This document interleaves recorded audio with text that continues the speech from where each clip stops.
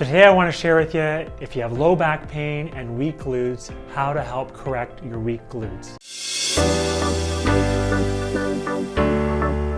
I'm Dr. Matt Bradbury, Family Corrective Chiropractor here in Georgetown, Ontario, Canada. And this is our practice, One Life Family Chiropractic. Today I want to talk to you about low back pain, weak glutes, and how they are connected. And now this is going to be particularly important if you're trying to improve the way you move. Also, if you enjoy the gym, this would also be something where I'm going to teach you how to test if your glutes aren't quite as strong as they should be, and how you can help improve your overall lifting capacity and the way you move if you enjoy fitness. So I want to talk to you today about how to test for it, how to improve it, and why it's just so important. Now, some of the things to watch out for: tight and tender low back, right? Back pain, general diffuse back pain, general back pain. Things like your knees are hurting, you always feel your knees when you squat, or you feel your back more when you squat. I want to teach you today how to actually cue your glutes some more so that you can be that much more productive and get more out of your day-to-day routine. Some of the things that come up time and time again are maybe the knees are uncomfortable, or you feel like when you're squatting down or doing lunging movements, you only feel like one side of your body is really working. And those are some cues that maybe your glutes are being underutilized, especially when you're squatting, lunging.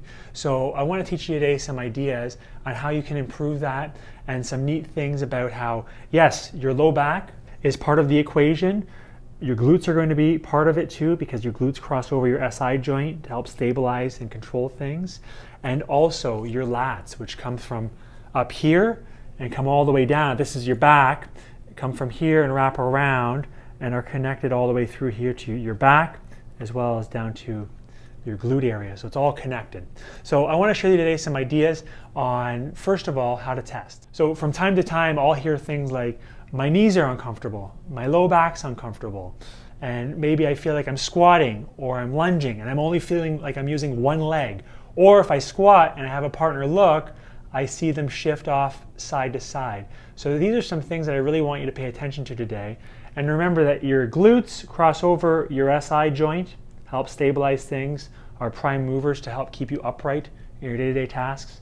Your low back muscles are all connected, as well as your lats, which come from up in here in your armpit region, come all the way down, cross over, and everything has to work together and stay connected and coordinate properly for you to move at your best, and not necessarily get to that point where maybe you feel like your low back's hurting, your knees are hurting, or your hips are just uncomfortable because things are imbalanced. And I'll notice this many a times with patients in the office, especially in terms of corrective chiropractic care. Keep in mind, your nerves are going to be controlling everything, and your family corrective chiropractor wants to know, are you shifted and stuck? And as well, are the nerves irritated? And you see your nerves start up here, your extension of your brain called your spinal cord, and your nerves go out to your muscles and organs and all the important things. So if your nerves are irritated, that's also going to be a factor and something that you would want to consider getting checked for, because many a times patients will tell me they start getting corrections and they start making improvements, and they feel like all of a sudden, oh, I feel like I'm using both of my legs better when I'm in the gym or when I'm leaning over picking up my kids. So something to consider. Now, if you want to test for this, some simple tests that you can do, and these are some things that have stood out to me in the past, of people who have weak coordination with their hips and things just aren't as coordinated as they could be in terms of their glutes. So I'll do the one-legged wall slide, and maybe they squat down and they can't even do it. So they're having trouble like this. Right away, maybe there's knee pain. They don't feel like there's any tension on their glutes at all. They're feeling all their low back. So that would be number one. The second one, you could be in the gym and have yourself on an elevated surface, even a 3 or 4 inch plate, and you'll notice that there's an inability to squat down properly, and it's really difficult to do even one of these, where they do the one-legged squat, they push their big toe down, they stick their bum back, they pull their shoulders back, and they come down just like this and stand up. You may notice one leg coordinates really well, while the other leg, not so much. Now, the most basic version of how you can actually test for this would be just laying on your stomach like this, prone. And what you're going to do is raise up one leg, bend your knee, And I'm gonna have you bring it up, pause for 10 seconds, and come back down. Now try the other side. Come up, pause for 10 seconds, and come back down. You may notice with that one, they're shaking on one side. It's just not as coordinated and not quite as stable. And that way, you can tell more or less which side or which glute isn't quite as strong as the other one. If you don't notice anything in the first try 2, 3, 10-second holds, and that way you get some fatigue. You'll notice after some more time passes under tension, which side is weaker. Now, in order to do the first strengthening exercise, I would work with this one in the 5-rep range. Come up, pause for 5 seconds, and then back down. And you're gonna start with the weaker side against the wall. So when you're here, you're actually gonna lift your hips up, pause, and this whole time, what I'm doing is I'm taking the weaker side, let's say the right leg, and I'm pressing it into the wall. So I'll come up, count to 5, and back down. That would be a good place to start. Now the second progression to that is actually doing the single leg movement, where I'll do again 5 reps for 5 seconds. And when I come up, again, I'm focusing on pushing my right leg against the wall, squeezing my glute, and coming into the air. Now with this, it would be a really great exercise to do before you work out to help strengthen your glutes. Do 5 reps times 5 seconds. Now another progression of that would be actually getting a weight like this, or even a plate where your arms are a little bit wider. And what you're gonna do is come up. So I wanna teach you how to actually use your lats, keep your lats stiff as you raise up and cue your glutes. So what you're gonna do is you're gonna create tension by thinking about bringing your pinky in and cueing up the muscles in your back while you're lifting your glutes off the ground. And with this, you're gonna do 2 feet on the ground planted to start. And when you come up,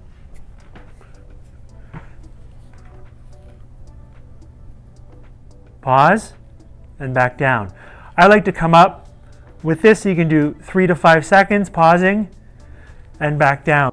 And with this, you're gonna work in the 8 to 10 rep range. You're doing 2 legs at a time, and you're also learning how to use your lats at the same time.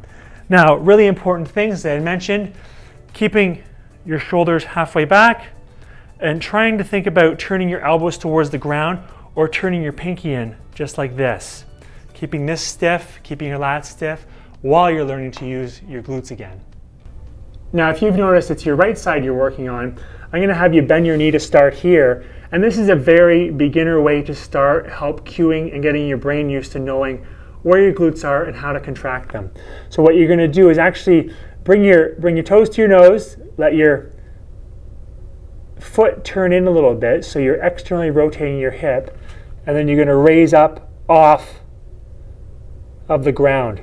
And when you come up here, I'm turning my hip out, so letting my foot fall towards the camera. I'm coming up, I'm pausing for 5 seconds, and then back down. With this, you're gonna do 5 reps at 5 seconds each as well. Come up, pause. Just because you're working on the right side, I would still do sets on the left side if that's the stride that's strong. Keep both sides engaged to help your brain know what's going on. Now, the more advanced version of the prone leg lift is actually just keeping your legs straight. And this is a great cue that you can use before you're going into the gym, learning how to squat, or if you just have your spinal hygiene routine and you're doing your bird dogs and your dead bugs, this is a great way to learn how to cue your glutes as well. So my legs are straight, the lever is longer, and what you're gonna do, I'm gonna perform the exercise to strengthen the left side. So I'm turning my toes out, and I'm coming up, squeezing, and you're just raising your foot 10 to 12 inches off the ground, pausing, and then back down. Now you can do this for reps. You can do 8 to 12 reps. Or if you like doing the holds, you can come up 5 seconds, pause, back down, and perform 5 repetitions at 5 seconds each. Now as you progress, you're gonna notice that now I'm back in the quadruped position.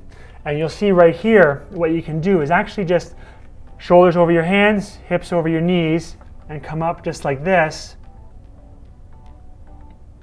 And an important cue is try not to let your hips shift side to side. So just come up, pause, and back down. And what you're doing is getting used to your brain knowing what's going on with your glute and getting used to the feeling of contracting that glute again, so that when it comes time to get under the bar or grab a set of dumbbells to squat and lunge, you have a better idea how to activate your glutes. Now this is actually a really good one to warm up with, and what you can do is, it's going to be more of an advanced version. So you can start with the prone leg lift, the fire hydrant, the supine hip bridge, and then what I want you to try is just getting used to using some of the smaller glute muscles through here, your glute med, and engaging your glute. But if I'm working the left side, I'm actually going to let this inside leg is going to come up off the ground, and I'm going to squat down and slide along the wall. So I'll come down. This I may only do 3 to 5 repetitions, but the whole time I'm thinking about shifting my hips back and then pushing away from the wall as I slide up again. Not very much movement is needed. Some simple cues I like to keep in mind. Dig my big toe down, shift my hips back first, feel the tension in your glute, and then drive up through the ground, pushing away from the wall. So with this, you need low repetitions, 3 to 5 reps. So remember, as you wrap up today, just how important your glutes are in terms of staying upright, being mobile, in terms of being healthy and keeping up with your kids, your grandkids, and having fun doing all that, but also keeping yourself mobile and active with a fit lifestyle in the gym. So consider that today. Also consider, as I mentioned before, the health of the spine and nervous system. Many times we'll think about down here, and maybe you have uncomfortable knees, a tight and tender low back with weak glutes, but what system controls and coordinates it all? Your nervous system. And everything starts up here, travels through your nerves to your muscles, your organs, all the messages for coordination, for health, for function. And your family corrective chiropractor essentially looks for where you're shifted and stuck, but also where the nerves may be irritated, which may be impacting your health in ways you feel, but also in ways you may have no idea about. And that's why it's so important to get checked to know what's going on the inside to help things function and heal at their best.